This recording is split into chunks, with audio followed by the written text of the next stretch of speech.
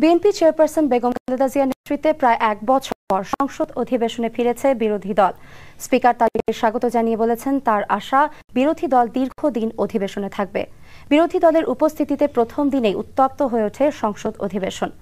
এদিকে বিদেশি একটি গোয়েন্দা সংস্থার কাছ থেকে টাকা নেওয়ার অভিযোগ অস্বীকার করেছেন বিএনপির একজন সংসদ সদস্য। জানাচ্ছেন আহমেদ সাগর।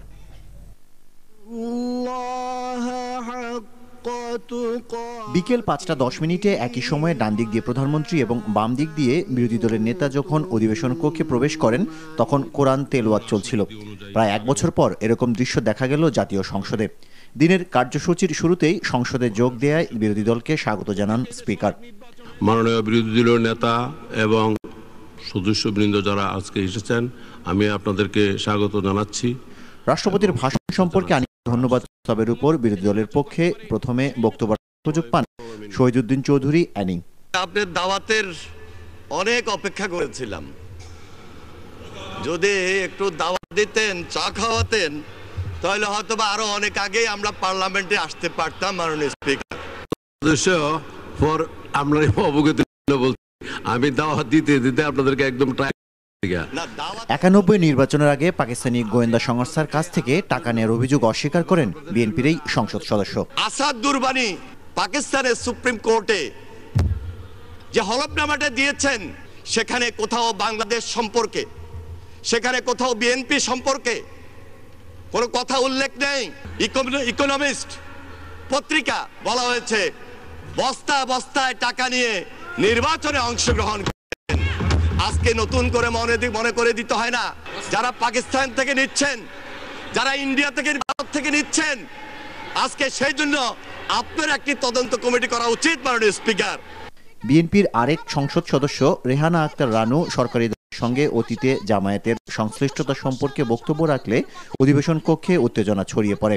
গোলাম আজমের পা ছুঁয়ে সালাম করেছিলেন ৯৬ সালে তত্ত্বাবধায়ক সরকারের দাবিতে আপনারা একসাথে আন্দোলন করেছেন। আর যখন আমাদের সাথে আসে তখন হয় জঙ্গি। মাননীয় স্পিকার, কথা দিতে হবে, কথা বলতে এসেছি। সরকার ও বিরোধী দলের চিফ হুইপ সহ বেশ কয়েকজন এমপির হস্তক্ষেপে পরিস্থিতি শান্ত হয়। আপনারা বসুন, যার দ্বারা আসুন, আপনারা বসুন। মাগরিবের নামাজের বিরতির পর অধিবেশন আবারও শুরু হলে জাসদের এমপি মঈনুদ্দিন খান বাদল সংসদে অশালীন ভাষা ব্যবহারের সমালোচনা করেন। বারংবার লক্ষ্য করছি এখানে যে ভাষা ব্যবহৃত হচ্ছে, এই ভাষা ন্যূনতম শালীনতা বোধ অতিক্রম করছে।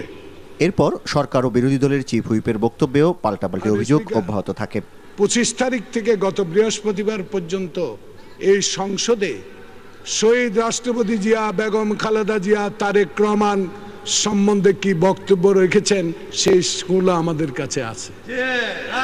মাননীয় স্পিকার, যদি অশালীন বক্তব্য আপনার ডান দিক থেকে বন্ধ হয়, অবশ্যই আপনার বাম দিক থেকেও বন্ধ হবে।